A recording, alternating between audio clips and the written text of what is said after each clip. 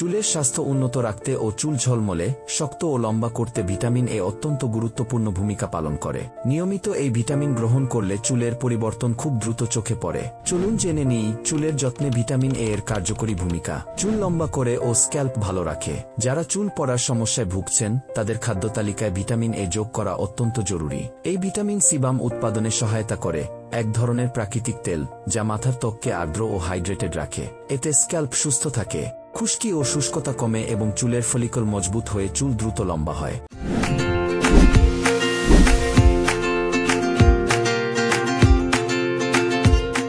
চুল ভাঙা রোধ করে।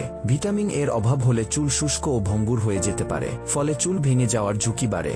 এই ভিটামিন পর্যাপ্ত পরিমাণে গ্রহণ করলে চুলের গোড়া মজবুত হয়, আগা ফাটা কমে যায় এবং চুল সুস্থ ও মজবুত থাকে। অ্যান্টিঅক্সিডেন্ট হিসেবে কাজ করে।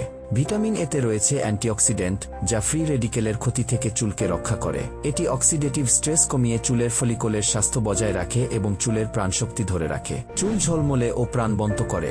ভিটামিন এ প্রাকৃতিক তেল উৎপাদনে সাহায্য করে, যা নিস্তেজ ও প্রাণহীন চুলকে করে তোলে উজ্জ্বল ও ঝলমলে। নিয়মিত ভিটামিন এ যুক্ত খাবার খেলে চুলে ফিরে আসে দীপ্তি ও সৌন্দর্য।